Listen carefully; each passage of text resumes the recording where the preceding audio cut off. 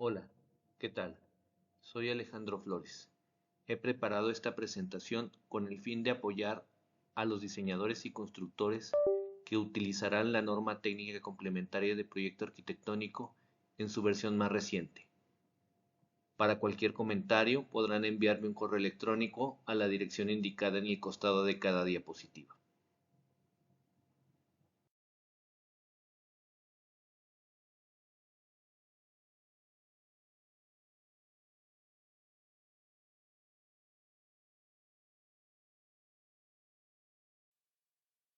Los únicos jurídica y formalmente responsables de la aplicación de las normas mencionadas aquí, ya sea para un proyecto o una obra, son sus propietarios, los constructores, el director responsable de obra contratado y o sus corresponsables contratados, siempre bajo el marco del Reglamento de Construcciones del Distrito Federal vigente.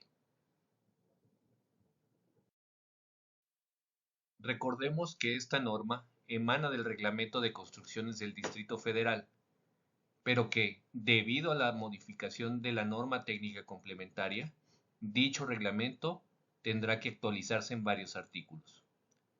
Otro tema importante para no perder de vista es que los indicados son criterios mínimos y no necesariamente serán los más apropiados para un grado de seguridad aceptable para los propietarios o usuarios. Empezamos con la sección 4.1 de la norma técnica complementaria de proyecto arquitectónico, correspondiente a generalidades. El primer cambio reflejado en este documento es la adición de una introducción al capítulo, con la finalidad de aportarle al usuario una contextualización, orientación y mejor comprensión de los objetivos de dicho capítulo. Como un recordatorio, se hace referencia a la norma oficial mexicana para la seguridad de las obras, NOM 031 STPS 2011, donde su objeto también es el cuidado de las personas en caso de emergencia. Para documentar el cumplimiento de este capítulo, se deberá contar con una memoria descriptiva y planos de la especialidad que describan las características como parte de una estrategia de seguridad humana, y esta incluye la evacuación, la protección activa y la protección pasiva contra incendio. La memoria descriptiva deberá incluir al menos lo establecido en los incisos A al I siguientes. A. Características del uso del edificio importantes para la seguridad. B. Características de las rutas de evacuación y estrategia de evacuación. C. Filosofía más características de resistencia al fuego. D. Estudio de compartimentación y características de acabados. E. Detalles descriptivos de protección de aberturas verticales y elementos de fachadas. F. Necesidad y descripción, en su caso, de sistemas de manejo de humo. G. Filosofía de protección de sistemas de protección activa aplicables al proyecto. H. Provisiones para operaciones de bomberos en caso de emergencia. Y pruebas integrales de los sistemas pasivos y activos. En otras palabras, se obliga a contar con un documento de estrategia de seguridad humana. La estrategia de seguridad humana debe acompañar a los planos y especificaciones. Va más allá que la verificación de la confirmación de cumplimiento de uno o varios artículos de la norma. La motivación es la siguiente.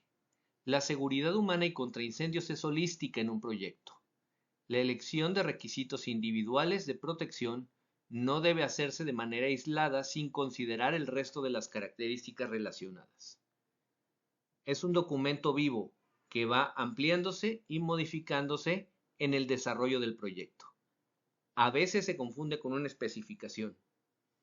En realidad es una narrativa que debe describir el porqué en un diseño, instalación o sistema. Es el proceso inicial para la toma de decisiones. Los arquitectos podemos tener un ejemplo similar con los documentos de presentaciones conceptuales de un edificio, donde se explican los diseños y formas mediante analogías a algún elemento y se detalla la intención de remates visuales, la justificación del por qué se ha considerado un espacio específico, etc.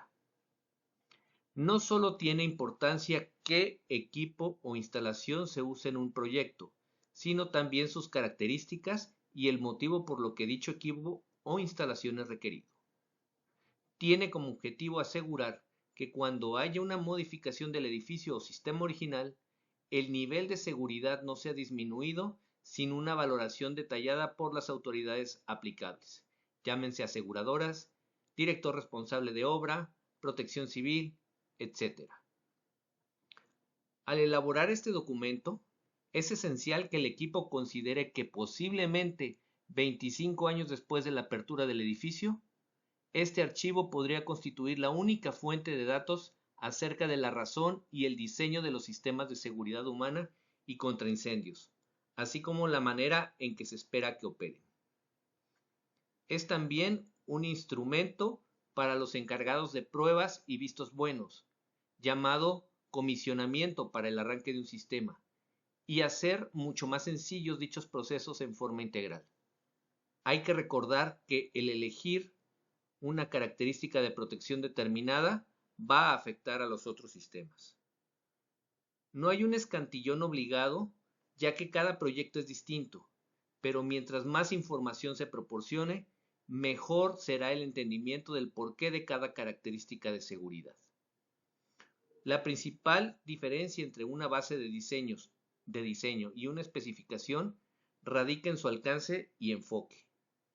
Un documento de base de diseño o Fire Strategy adopta un enfoque de alto nivel que abarca todo el proyecto. Establece la visión general, los objetivos y los criterios de diseño para todo el proyecto. La estrategia o base de diseño debería crearse en las primeras etapas de un proyecto durante la fase de planificación y desarrollo del concepto. Sirve como punto de referencia durante todo el proyecto y ayuda a garantizar que todas las decisiones y diseños se alineen con la visión inicial del mismo. Por el contrario, la especificación se centra en componentes específicos y proporciona instrucciones detalladas sobre sus características. La especificación se elabora durante la fase de diseño detallado, donde se desarrollan los sistemas y componentes individualmente.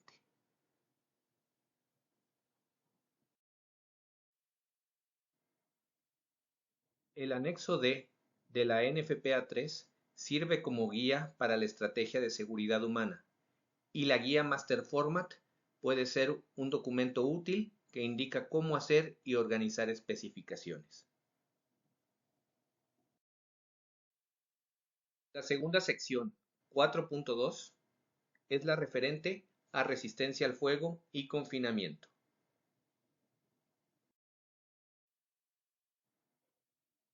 Esta sección corresponde a 4.4.2 y 4.4.3 de la norma técnica complementaria de proyecto arquitectónico anterior.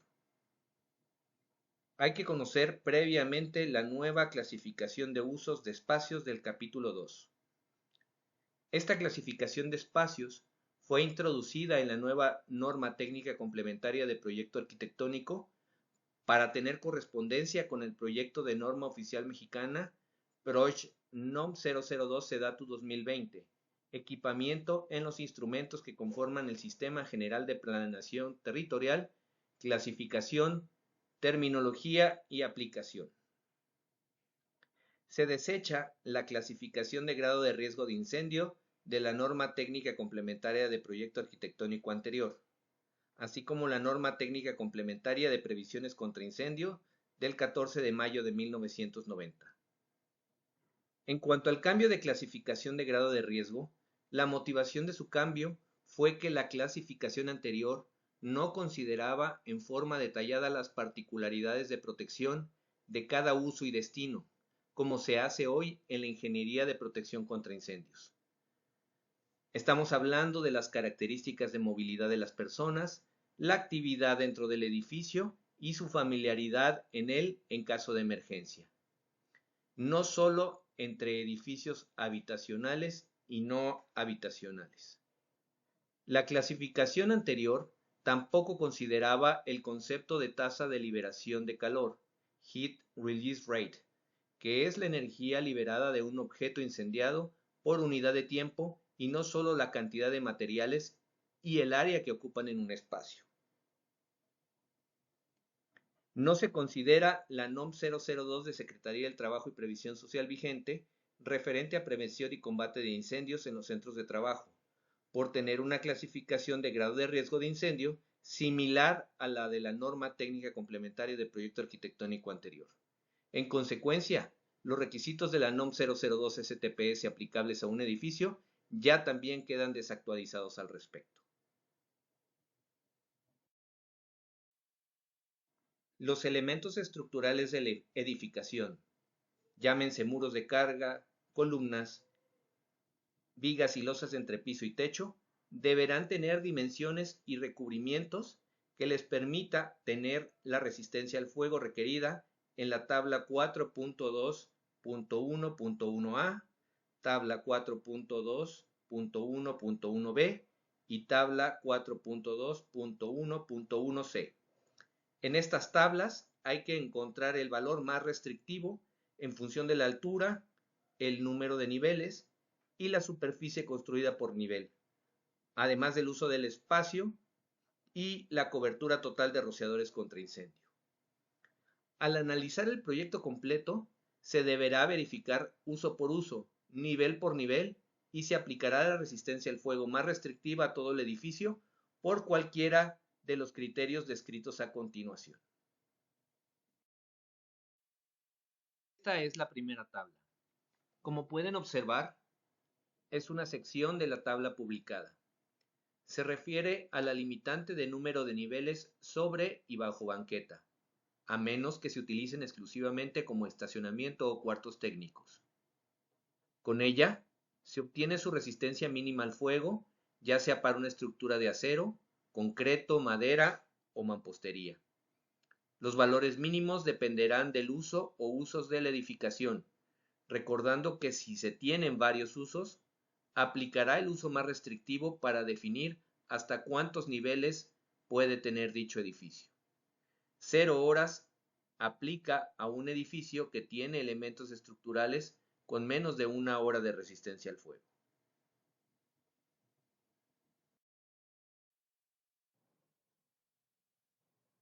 Esta es la segunda tabla. De igual forma que en la tabla anterior, en esta se limita la altura máxima de la edificación dependiendo de la resistencia al fuego existente, aplicando la misma excepción a los niveles bajo el nivel de banqueta, de acuerdo con el inciso D de 4.2.2.1. Es importante contemplar desde un inicio del proyecto la instalación de un sistema de rociadores automáticos contra incendio para todo el edificio, ya que dichos sistemas aportan el control o extinción del mismo que influye en el tiempo para una evacuación segura. De acuerdo con la tabla 4.4.1.1, puede ser que la instalación de rociadores automáticos sea obligatoria de inicio para un edificio con un determinado uso. Por ejemplo, asistencia social con más de 5 personas recibiendo la misma. Esta es la tercera tabla. Se refiere a la superficie máxima que deberá tener cada nivel de acuerdo con la clasificación de uso, la existencia de rociadores contra incendio y el número de niveles.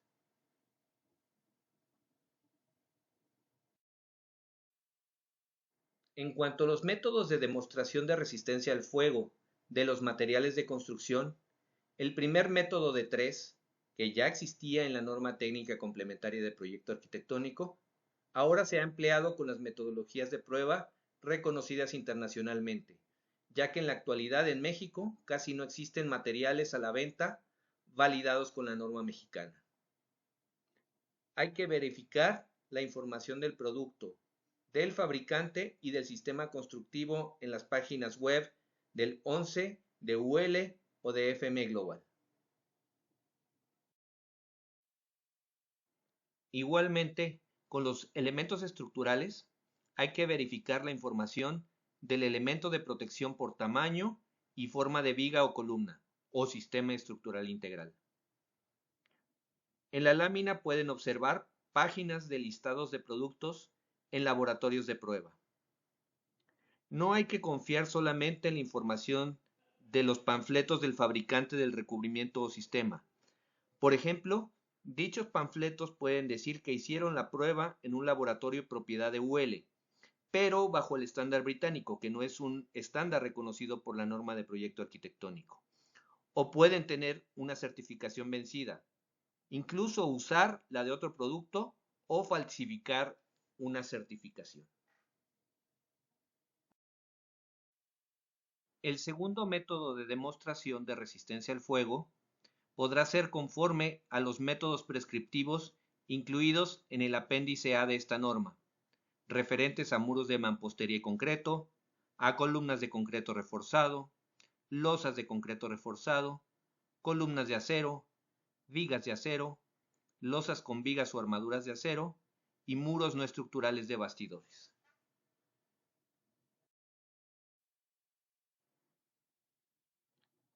El tercer método de demostración podrá ser conforme a cualquier otro método establecido en las normas técnicas complementarias de concreto, acero, mampostería o madera.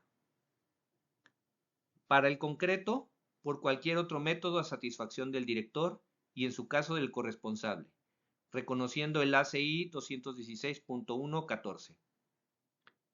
En la norma técnica complementaria de acero, por métodos analíticos, reconociendo al panfleto ANSI AISC 360-22. En la norma técnica complementaria de madera, por cualquier otro método a satisfacción del director y en su caso del corresponsable, reconociendo el National Design Specification for Wood Construction, NDS, y el reporte de sistema APA-SR 405. Para la norma técnica complementaria de mampostería, por cualquier otro método a satisfacción del director responsable de obra y en su caso del corresponsable. Se reconoce el ACI 216.1.14.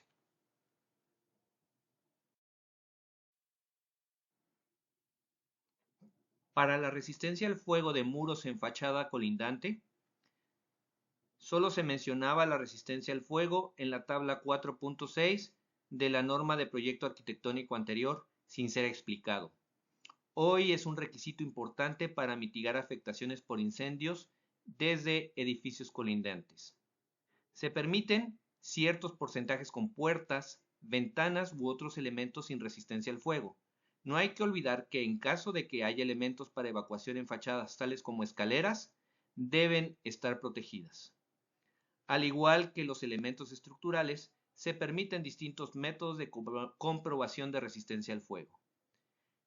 El tiempo de resistencia al fuego requerido dependerá de la separación en metros a la colindancia y de la clasificación de uso del edificio, aplicando la tabla 4.2.2.1a o la tabla 4.2.2.1b. Si son muros con resistencia estructural, se analizarán adicionalmente como elementos de carga y deberán cumplir ambos requisitos. Con respecto a la resistencia al fuego de elementos no estructurales verticales y horizontales, al igual que con los elementos estructurales, se permiten distintos métodos de comprobación de resistencia al fuego.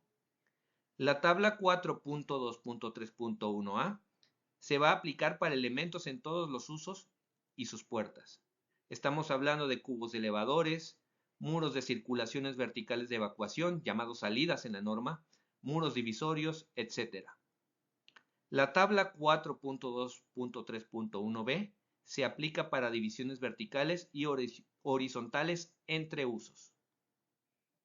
A continuación, veremos las tablas.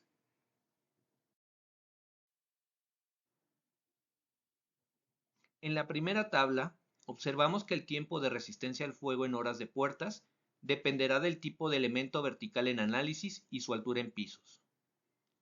Para los muros, depende del uso y de la parte del medio de egreso o ruta de evacuación de que se trate.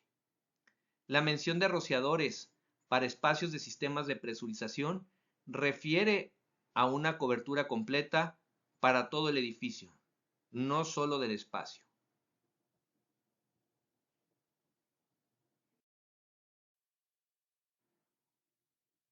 Para la tabla 4.2.3.1b, nuevamente las características a verificar son la clasificación de uso y la existencia de rociadores en todo el edificio.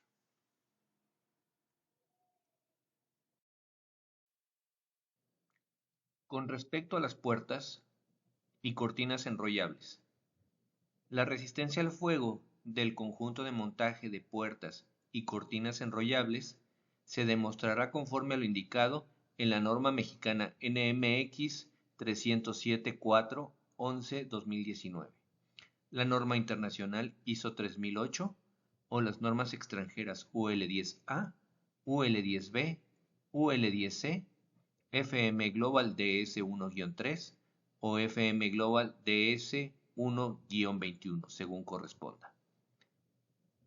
Este numeral refiere a la tabla 4.2.3.1a de elementos en lo general.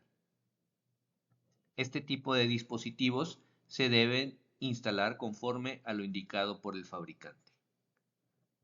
Un conjunto de montaje es cualquier conjunto de elementos que incluye una puerta, su marco, las bisagras y otros añadidos que se instalen en una apertura de una pared con el propósito principal de permitir el paso de personas hacia adentro o hacia afuera. Las cortinas enrollables cortafuego son dispositivos de seguridad diseñados para detener la propagación del fuego y el humo en un edificio.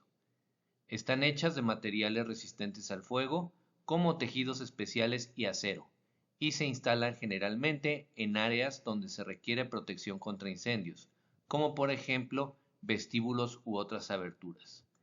Cuando ocurre un incendio, estas cortinas se despliegan automáticamente o pueden ser activadas manualmente para cerrar las aberturas y evitar que el fuego se propague rápidamente a otras áreas del edificio. De esta manera, ayudan a contener el fuego en su lugar de origen y proporcionan a las personas más tiempo para evacuar de manera segura.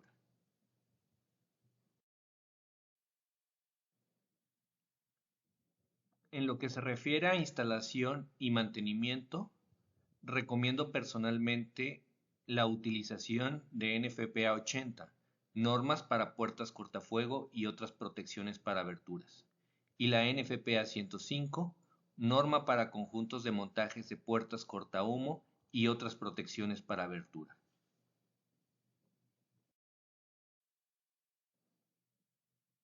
Para la protección contra incendios de pasos de instalaciones, conocidas como penetraciones, tenemos el numeral 4.2.5.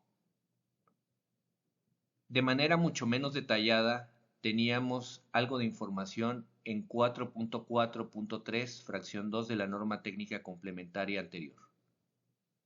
Hoy los sistemas deben de comprobar que han pasado por métodos de prueba indicados en la norma mexicana NMX C307-211 del año 2019, la norma internacional ISO 10295-1 o las normas extranjeras ASTM E814 o UL 1479. Como recomendación personal, nuevamente, hay que consultar los listados de validación de estas instituciones para confirmar los productos del sistema y su forma de montaje. Un producto es parte de un sistema de protección, dependiendo de las características de la penetración, o sea, su tamaño, elemento penetrante, características de la losa o muro que penetra, también es importantísimo. Se permiten desviaciones a los sistemas, siempre y cuando se justifique el motivo de la desviación y se obtenga un juicio de ingeniería que incluya el sistema aprobado de referencia en los que se basa el diseño modificado, debiendo ser esto aprobado por el director responsable de obra. Los juicios de ingeniería son emitidos por los fabricantes de los sistemas y productos cortafuego. Al igual que en las penetraciones, para la protección contra incendios, ahora en juntas constructivas, tenemos el numeral 4.2.6. Anteriormente, la norma técnica complementaria de proyecto arquitectónico mencionaba esto en 4.4.3, fracción 2, de manera menos detallada. Ahora los sistemas también deben comprobar que han pasado por métodos de prueba con respecto a la NMX C307-311 del año 2020, la norma internacional ISO 10295-2 o las normas extranjeras ASTM E1966 o UL 2079. Nuevamente, como recomendación, consultemos los listados de validación de estas instituciones para confirmar calidad y forma de montaje.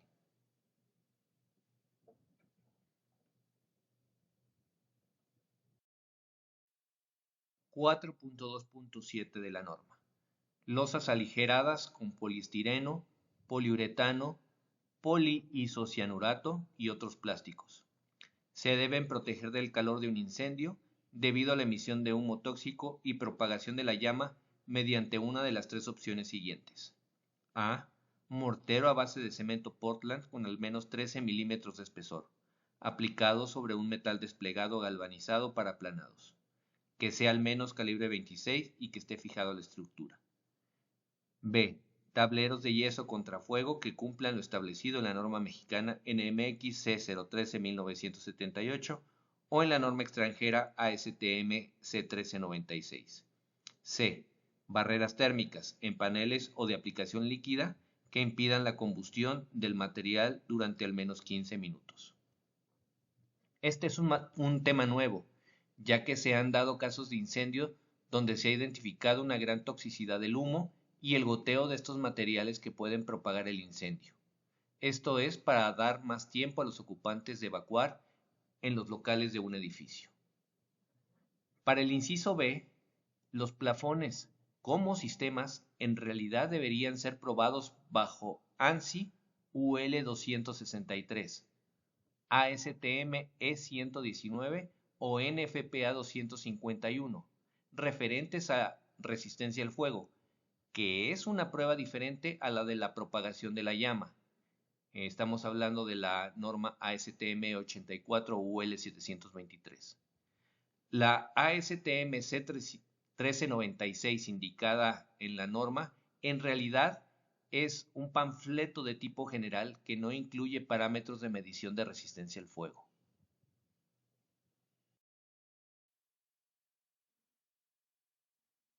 (4.2.8) Sistemas de fachada combustible. Este tema también es nuevo para la norma técnica complementaria de proyecto arquitectónico. El uso de fachadas combustibles se ha convertido en un problema grave de incendio a nivel mundial. El ejemplo que desencadenó su análisis fue el incendio de la Torre Grenfell en Londres. Recientemente se suscitó un incendio en un edificio de departamentos en la ciudad de Valencia con pérdidas humanas por la ignición de la fachada. Lo que indica este numeral 4.2.8 es que será aplicable para edificios de más de 12 metros de altura, midiendo desde el nivel más bajo de acceso a cualquier fachada de los vehículos del Cuerpo de Bomberos. El sistema de fachada deberá cumplir lo establecido en la norma extranjera NFPA 285. No aplicará cuando la barrera de vapor sea el único material combustible del sistema y se tenga un recubrimiento de material no combustible. Tampoco aplicará cuando la barrera de vapor tenga un índice de propagación de la llama igual o menor que 25 y un índice de desarrollo de humo igual o menor que 450, determinados conforme a la norma mexicana NMX C294-1980 o las normas extranjeras ASTM E84 o UL 723.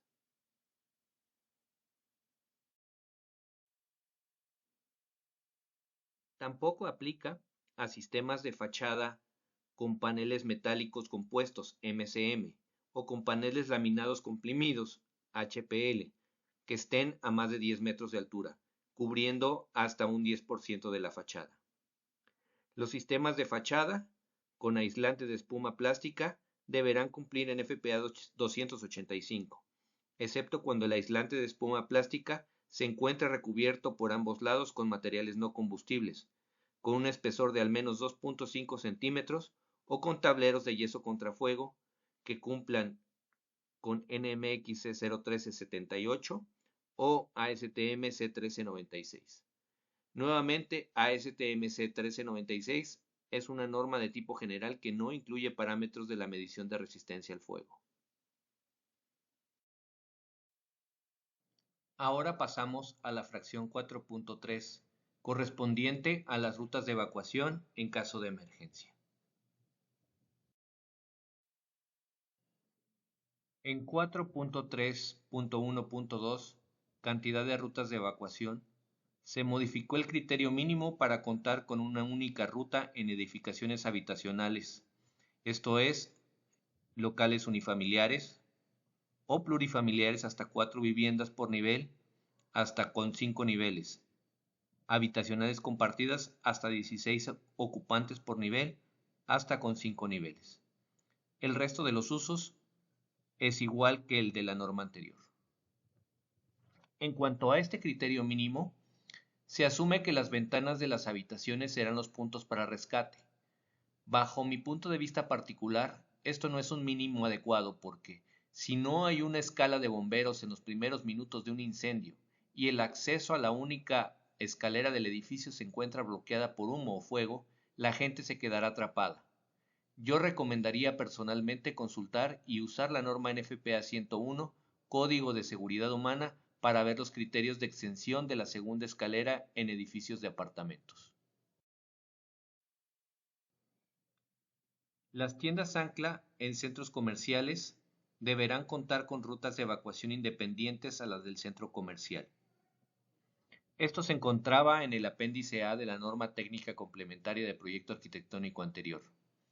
El fundamento de este requisito es que una tienda ancla puede tener horarios de funcionamiento más amplios que el resto del centro comercial. Lo mismo puede suceder en una zona de cines. No se puede depender de las rutas de evacuación del centro comercial para la gente en una tienda ancla si por motivos de seguridad las rutas utilizables por el centro comercial se cierran en horarios inhábiles. Esta tabla 4.3.2.1 resume las distancias máximas para recorridos a una salida, recorridos comunes y pasillos sin salida. Las distancias de recorrido a una salida, de recorrido común y de pasillo sin salida se definen de acuerdo con el uso y la existencia de rociadores. Se tendrá que modificar el artículo 92 del Reglamento de Construcciones del DF que indica distancias diferentes.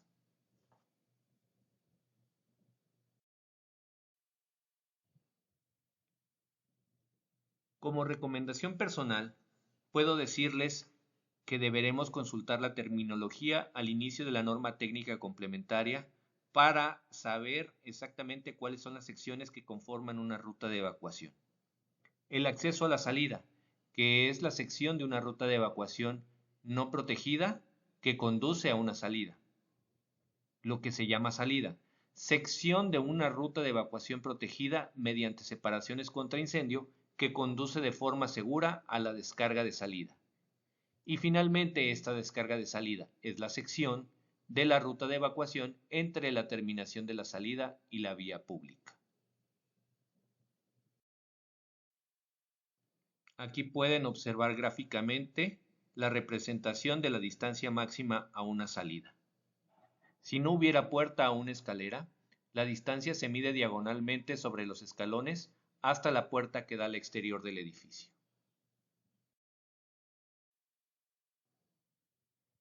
La distancia de recorrido común es la distancia desde el punto más alejado de cualquier local hasta el punto donde tenemos por lo menos dos opciones distintas de recorrido a una salida. El recorrido de un pasillo sin salida es la sección ciega de un corredor que no conduce a una salida.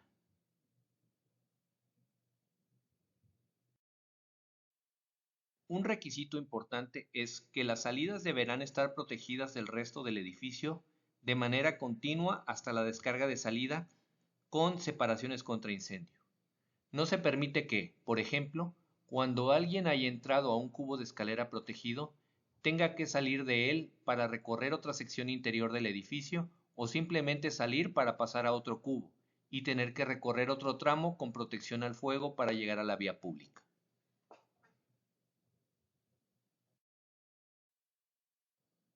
No se deberán colocar registros de instalaciones en el interior de las salidas, con excepción de aquellos para las instalaciones de protección contra incendio, iluminación y comunicación de emergencia, y ventilación o presurización de dichas salidas.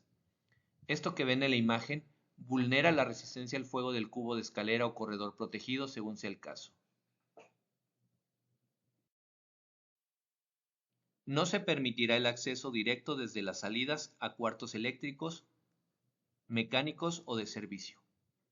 Si una puerta hacia un cuarto de instalaciones queda mal cerrada por alguna circunstancia, crea una vulnerabilidad importante para la escalera o corredor protegido del otro lado de la puerta.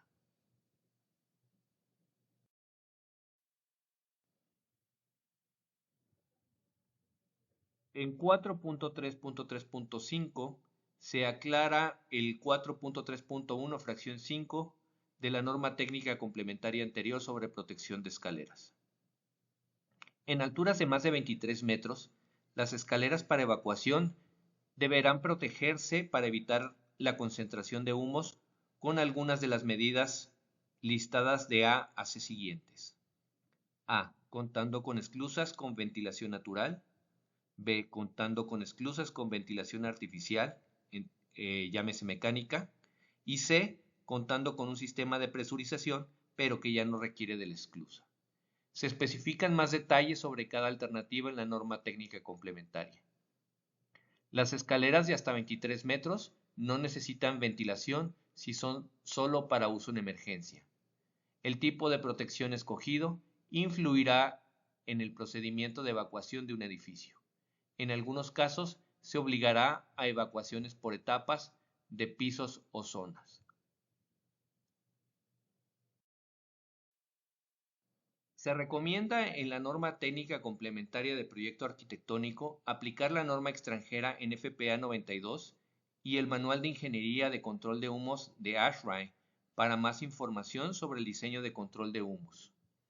En muchos cálculos de escaleras presurizadas se ha usado la UNE 12101 europea, que no contempla las condiciones de temperatura ambiente o condiciones de vientos exteriores sobre fachadas.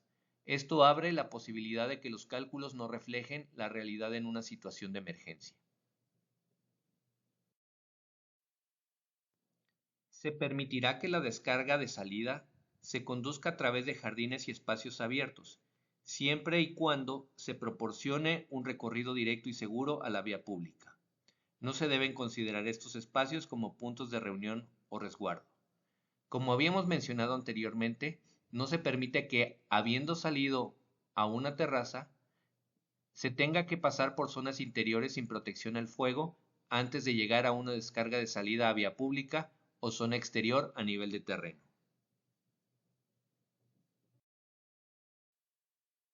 Se permitirá que la descarga de la salida se conduzca a través de un espacio interior hacia un espacio, pero no se podrá conducir más del 50% del número de escaleras ni más del 50% de la población del edificio. Se especifican más detalles en 4.3.4.3.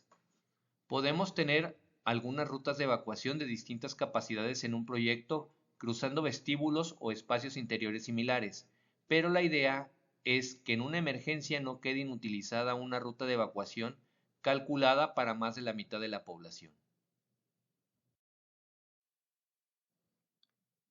Para el cálculo de capacidades de puertas, escaleras, corredores y rampas, ya no aplicará el criterio de incrementos de 60 centímetros para cada 75 o 100 personas de la norma técnica complementaria de proyecto arquitectónico anterior en el numeral 4.1. Hoy se publican las tablas 4.3.5.1a para el cálculo de anchos requeridos y 4.3.5.1b, 4.3.5.2 y 4.3.5.4 para el ancho libre mínimo. A diferencia de la norma técnica anterior, hoy solamente se escoge el mayor, ancho mínimo contra ancho requerido. Hay que recordar que los anchos mínimos no son siempre los anchos necesarios para la cantidad de personas calculada en una zona o nivel del edificio.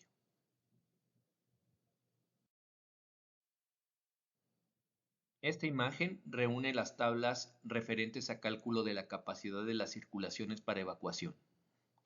Nuevamente se pueden observar que influye la clasificación de uso del espacio o edificio. Se tendrán que incorporar estos cálculos a la estrategia de seguridad humana y contra incendios del proyecto.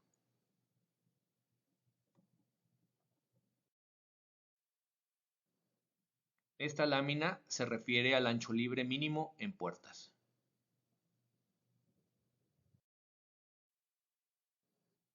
En escaleras con tramos o desarrollos rectos, el ancho libre será el ancho de las escaleras. Si los pasamanos invaden más de 11.5 centímetros de la escalera, se deberá descontar al ancho libre el ancho invadido excedente de los 11.5 centímetros.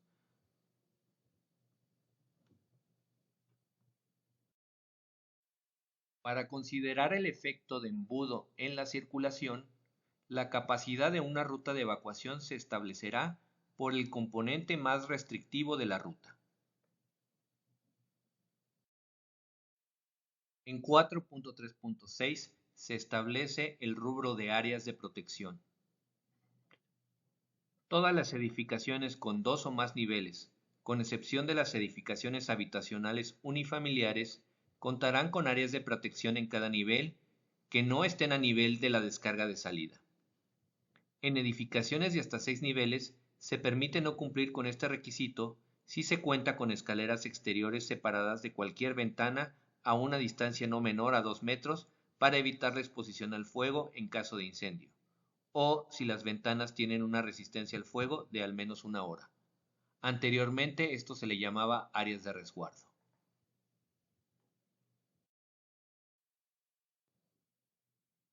Lo más importante para un área de protección es que la gente que se resguarda no tenga que volver a una zona afectada por el fuego o el humo en su recorrido de evacuación hasta el exterior a nivel de terreno.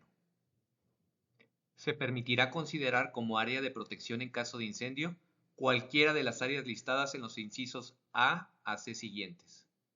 Tipo 1. Áreas específicas para la protección dentro del mismo nivel, separadas por elementos con una resistencia al fuego igual o mayor que la establecida en 4.2.3. Se permitirá tener estas áreas dentro de cubos de escaleras y también se permitirá tenerlas dentro del vestíbulo de elevadores o pasillos con resistencia al fuego, siempre y cuando se cuente con rociadores automáticos en todo el edificio. B. Tipo 2. Secciones de una planta separadas del resto de la planta por una salida horizontal con una resistencia al fuego igual o mayor que la establecida en 4.2.3. En las edificaciones de salud, asistencia social y readaptación social, las áreas de protección serán del tipo 2. Lo que puede observarse es que el muro intermedio y su puerta, llamado en conjunto salida horizontal, hacen la función de segunda salida para cualquiera de los dos sectores, sin tener que llegar a la escalera del otro extremo. Cualquiera de las escaleras de los extremos no afectados servirá en su caso para un desalojo lento en caso de ser necesario, pero la idea es que no se requiera bajar a las personas por sus condiciones de movilidad o de seguridad. Esta es el tipo 3. Es una variante del tipo 2. Área en otra edificación conectada a través de un puente, separada por elementos resistentes al fuego, con una resistencia al fuego igual o mayor que la establecida en 4.2.2. Adicionalmente a lo establecido en 2.2.2.2, las puertas en rutas de evacuación cumplirán lo establecido en los incisos A a E siguientes. A. Abatirán en dirección de la ruta de evacuación en los siguientes casos. 1. En los casos contemplados en la norma oficial NOM 001 C de 2012. 2.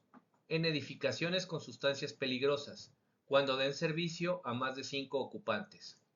3. En otras edificaciones, cuando den servicio a más de 50 ocupantes. B.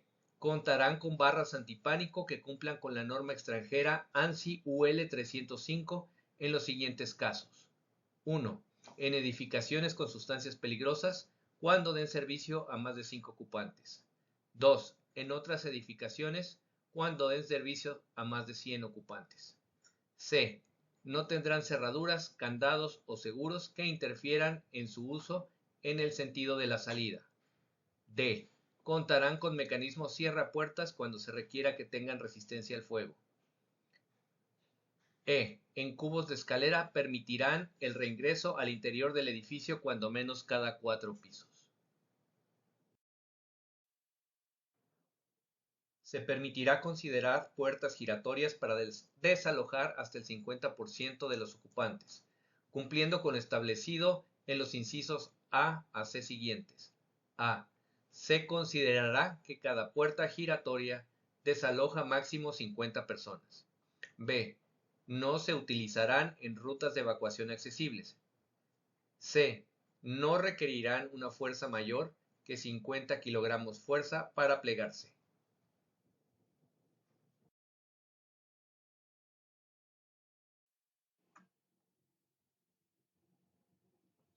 Adicionalmente a lo establecido en 2.2.2.5, las escaleras en rutas de evacuación deberán cumplir lo establecido en los incisos A a D siguientes. A. Los peraltes no deberán ser abiertos. Esto no aplicará a edificaciones industriales, readaptación social y pasos de gato. B. Las narices no deberán proyectarse horizontalmente del peralte a más de 2.5 centímetros y la nariz se unificará con el peralte en un ángulo no menor que 60 grados con respecto a la horizontal.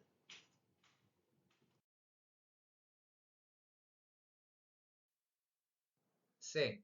Las escaleras, incluidos los descansos, permanecerán libres para la circulación. Solo se permitirá que las puertas para incorporarse a las escaleras para fines de evacuación invadan los descansos, siempre y cuando quede utilizable la mitad del ancho de la escalera y el abatimiento sea en dirección del flujo de evacuación. Aquí pueden ver esta disposición de manera gráfica.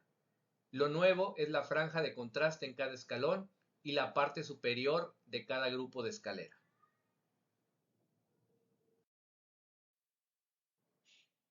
Las escaleras con anchos mayores a 1.60 metros deberán contar con pasamanos intermedios en el flujo natural de cada salida, asumiendo un ancho de 80 centímetros a partir de cada pasamanos. Esto solo es necesario para el ancho requerido para fines de evacuación, independientemente del ancho real. Las escaleras de caracol se permitirán como parte de una ruta de evacuación en los casos A a C siguientes. A. En espacios técnicos. B. Al interior de las viviendas. Y C. Otros casos cuando no den servicio a más de 5 usuarios, ni espacios mayores a 25 metros cuadrados. También se indica, debería ser 4.3.10.2, las escaleras de caracol en ruta de evacuación cumplirán lo establecido en 4.3.9. Las salidas contarán con señalización con la leyenda "salida" o "salida de emergencia", cumpliendo lo establecido en los incisos A y B siguientes. A. Cuando se coloque en muro, deberá ubicarse a una distancia vertical no mayor que 2 metros sobre el borde superior de la puerta o abertura, y una distancia horizontal no mayor que el ancho de la puerta o abertura desde el borde de la puerta o abertura. Hay que ver la figura 4.3.11.7 para referencia. B. En edificaciones de espectáculos y proyecciones audiovisuales, consumo de alimentos y bebidas, religiosos, culturales, transporte, cívicos y deportivos y recreativos, deberá estar iluminada permanentemente, conectada al sistema de iluminación de emergencia o a una fuente autónoma o a un sistema de baterías. En caso de utilizar fuentes autónomas o sistemas de baterías, estos deben cumplir con la norma UL 924. Debemos señalizar los trayectos de las rutas de evacuación mediante señales direccionales conforme a lo establecido en las normas oficiales mexicanas NOM 026 de la Secretaría del Trabajo 2008 y la NOM 0013 GOV del 2011, de modo que sean evidentes en todos los casos. Debemos cuidar que la señalización no cause confusión en lugar de apoyar. A veces sucede esto cuando se exagera en la cantidad de señales en un local o recorrido. El tema de la señalización en muchos casos es un tema subjetivo, por lo que debería revisarse en sitio posterior a ser colocada.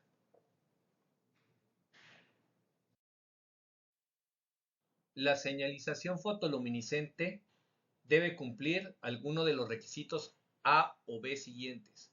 A. Cumplir con la norma extranjera UL 1994.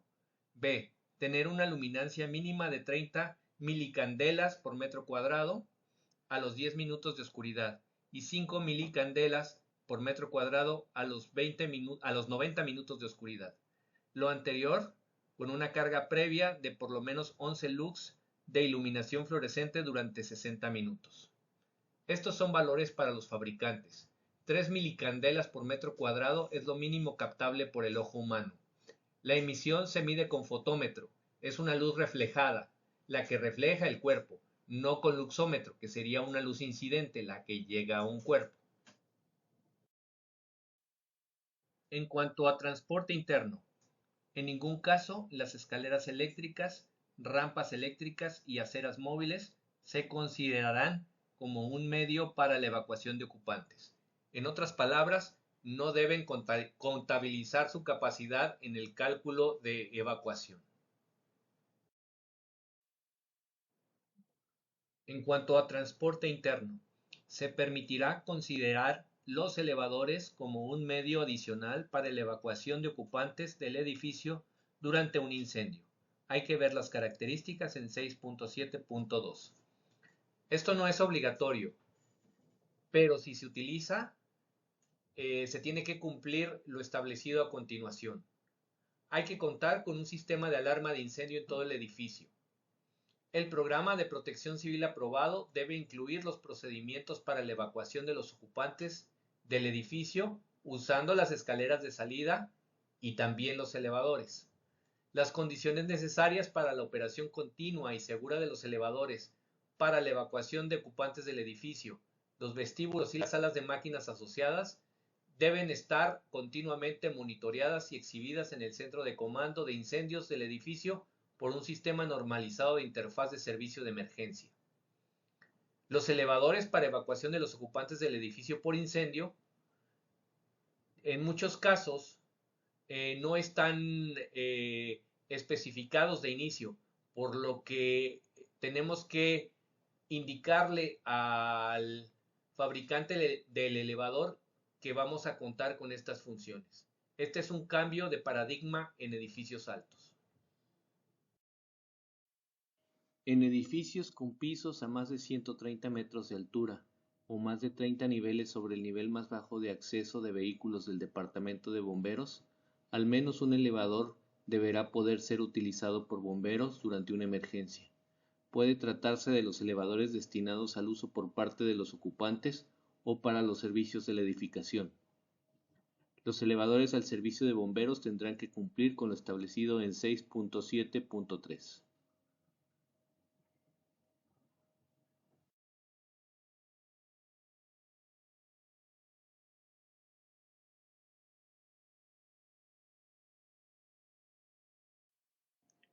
Un tema que quedó pendiente de incluir en la norma técnica complementaria de proyecto arquitectónico es la incorporación de vestíbulos de protección para los bomberos que les permitan salir a una zona protegida del fuego, ya sea de los elevadores o las escaleras, antes de entrar al ambiente de la planta incendiada y usar la zona para preparación de sus equipos.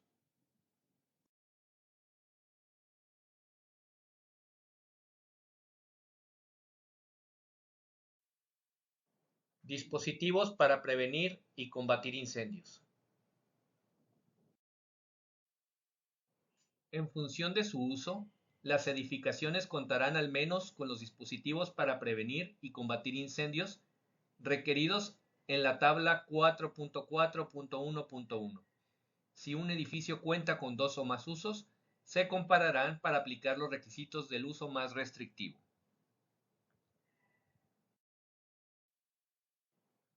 Estas disposiciones complementan los requisitos de la tabla 4.4.1.1. Independientemente de su uso, las edificaciones contarán con dispositivos para prevenir y combatir incendios conforme a lo establecido en los incisos A D siguientes. Cualquier nivel ocupable que se encuentre a más de 23 metros por encima del nivel más bajo de acceso de los vehículos del Cuerpo de Bomberos contará con rociadores automáticos y conexiones de mangueras contra incendio. B. Los ductos, vestíbulos de elevadores y cuartos de máquinas contarán con sistemas de detección. C. Los vertederos de ropa y basura, conocidos como chutes o chutes, contarán con rociadores automáticos. D. Los espacios con equipos de combustión contarán con extintores y sistemas de detección.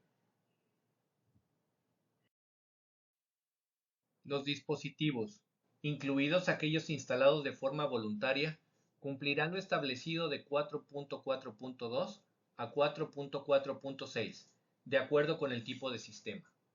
Esto quiere decir que los equipos y sistemas instalados, adicionales a lo mínimo solicitado, deben cumplir siempre con las normas aplicables, además de explicar su necesidad en la estrategia de seguridad humana y contra incendio.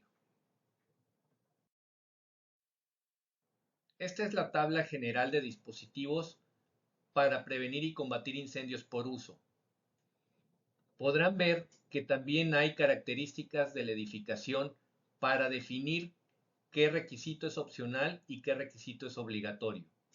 Aquí podemos ver la necesidad obligatoria de rociadores automáticos, conexiones de manguera contra incendio, extintores, sistemas de detección y alarmas sonoras y visuales contra incendio. Los sistemas de rociadores, excepto los de vivienda unifamiliar, serán diseñados e instalados de acuerdo con la norma mexicana NMX 066 SCFI del año 2015. En estacionamientos, el caudal para rociadores debe ser de al menos 8 litros por minuto por metro cuadrado o 2 galones por minuto por pie cuadrado. Los sistemas de rociadores en vivienda unifamiliar estarán diseñados e instalados conforme a las normas extranjeras NFPA 13D o 13R, según corresponda. En vertederos de basura o ropa, los chutes, los rociadores se instalarán conforme a la norma extranjera NFPA 82. Los sistemas de bombas contra incendio se diseñarán e instalarán conforme al proyecto de norma mexicana PROIC NMX S071 SCFI 2021. El caudal indicado para el sistema de rociadores en estacionamientos contempla que haya en su interior autos híbridos y eléctricos en cualquier cajón. Es una cantidad mucho mayor que la que se manejaba en la normativa antes de considerar este tipo de vehículos. Los incisos anteriores hacen de cumplimiento obligatorio las normas mencionadas si existen los usos o instalaciones indicadas. Este es un extracto de la NMX S066 SCFI 2015, donde se establece la documentación que se tiene que entregar para un sistema de rociadores automáticos. Al volverse obligatoria esta NMX, la documentación de este listado se vuelve también obligatoria. Aquí continúa la lista.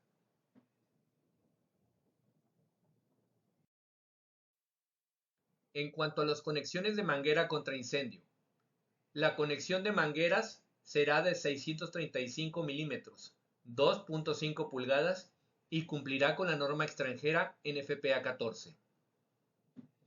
La norma técnica complementaria de proyecto arquitectónico no se está refiriendo a un sistema combinado de rociadores y mangueras bajo la NMX S066 SCFI 2015. Hay que referirse a la NFPA 14.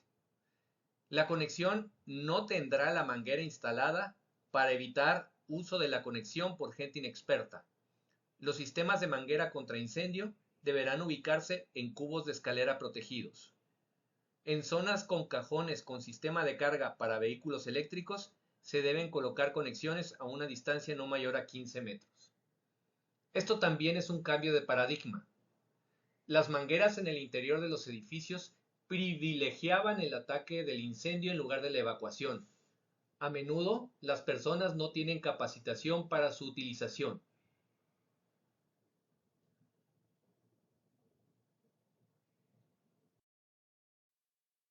Los sistemas de bombas contra incendio se diseñarán e instalarán conforme al proyecto de norma mexicana PROJ NMX S071 SCFI 2021. Nuevamente, este es un extracto de la NMX muy importante referente a acceso a los equipos. La ubicación y el acceso a los cuartos de bombas contra incendio deben ser previamente planificados con el Departamento de Bomberos. Los cuartos para bombas contra incendio que no tengan un acceso directo desde el exterior deben ser accesibles a través de un pasadizo cubierto, desde una escalera cubierta o una salida exterior. El pasadizo cubierto debe tener una certificación de resistencia al fuego no menor que la certificación de resistencia al fuego de cuarto de bombas contra incendio. Este es un punto básico dentro de la norma de bombas contra incendio que afecta el diseño arquitectónico de un edificio y que hay que tener muy en cuenta. De acuerdo con los usos, se contará con extintores en la cantidad y capacidad necesarias para cumplir lo establecido en la tabla 4.4.4.3. Aquí se ha eliminado lo que venía en la versión anterior, o sea, el parámetro de superficie cubierta, quedando solamente hoy el de distancia de recorrido.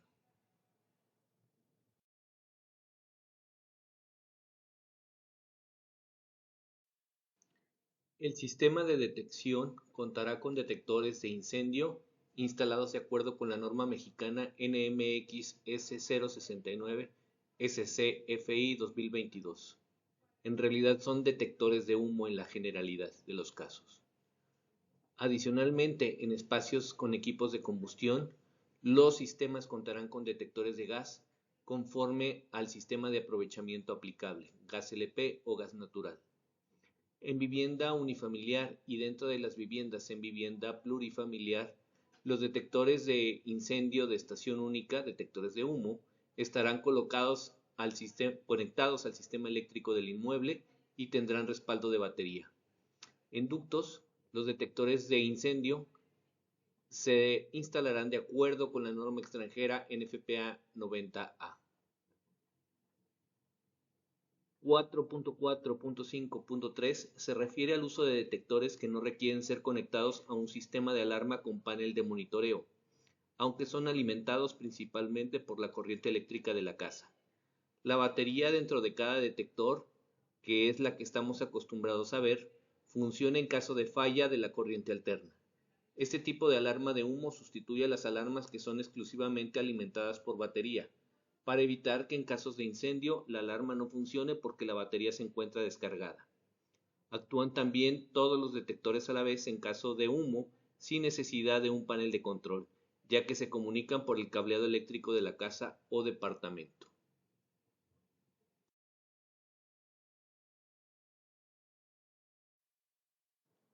Los sistemas de alarma serán diseñados e instalados de acuerdo con la norma mexicana NMX S069 SCFI 2022. Las alarmas de humo de estación única al interior de las viviendas estarán conectados al sistema eléctrico del inmueble y tendrán respaldo de baterías, como dijimos anteriormente.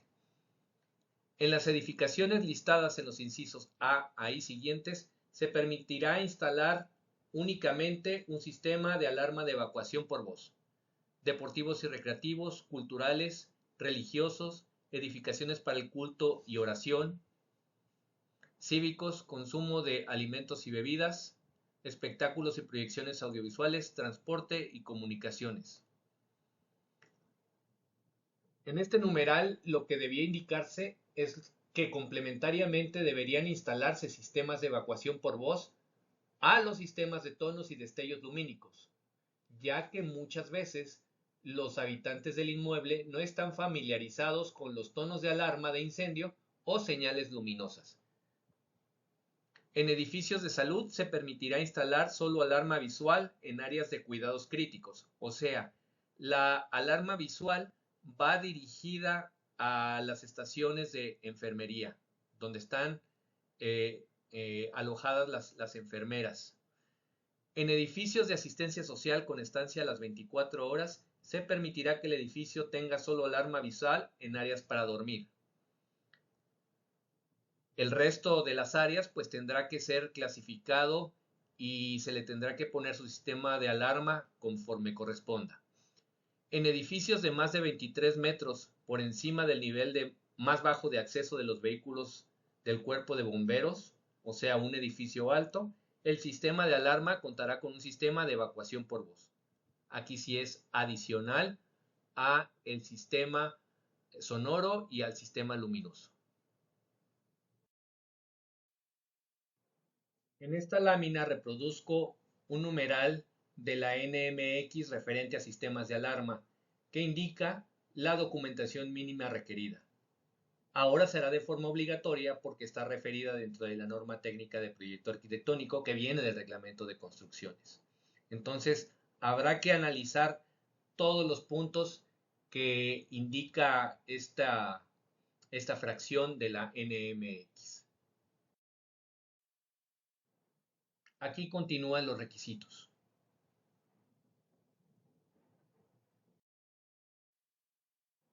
El tema de los acabados queda sin cambio con respecto a la versión anterior de la norma técnica complementaria de proyecto arquitectónico. Lo que se actualiza es la clasificación de usos.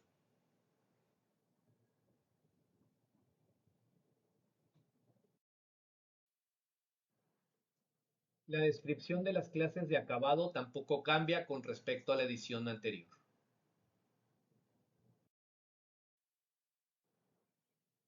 Las edificaciones que contengan sustancias peligrosas, conforme a la norma oficial mexicana NOM 018 CTPS 2015, deberán cumplir lo establecido de 4.6.2 a 4.6.6.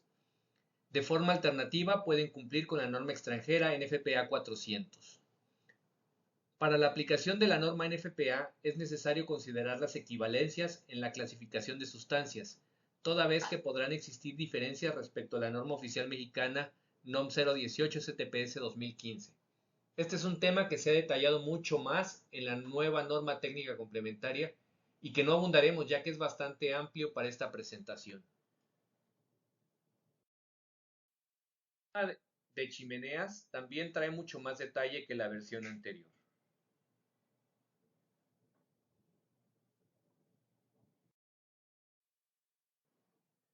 Estos son los requisitos para las campanas de cocina. Las campanas de cocina domésticas deberán cumplir con la norma mexicana NMXJ 521-231 ANSE 2018. También colocarse a modo que la parte inferior respete la separación mínima requerida por el fabricante. Las campanas industriales deberán cumplir con la norma mexicana NMX 521-231 ANSE 2018, que es la misma. Colocarse a modo que la parte inferior respete la separación mínima requerida por el fabricante, estar equipadas con filtros y depósitos de grasa, esto es lo adicional, y colocarse a modo que los filtros de grasa mantengan al menos las siguientes distancias de la fuente de cocción en función del tipo: eléctrica 15 centímetros, gas 60 centímetros y carbón 90 centímetros. Colocadas de manera en que permita su limpieza y mantenimiento. Tener una salida de aire por cada 3.6 metros de largo en sentido longitudinal. Los ductos de campanas domésticas deberán construirse con acero galvanizado, acero inoxidable, aluminio o cobre. En caso de conectar a un tiro común con otras viviendas, deberán construirse con acero con un calibre mínimo de 26. Los ductos de campanas industriales deberán conducir el aire a una velocidad de extracción de al menos 2.5 metros por segundo y construirse con acero con un calibre mínimo de 16 o acero inoxidable con un calibre mínimo de 28. Una recomendación personal es la aplicación de la NFPA 96, estándar para el control de ventilación y protección contra incendios de operaciones de cocina comercial. Muchas gracias por su atención. Espero que esta presentación sea de utilidad.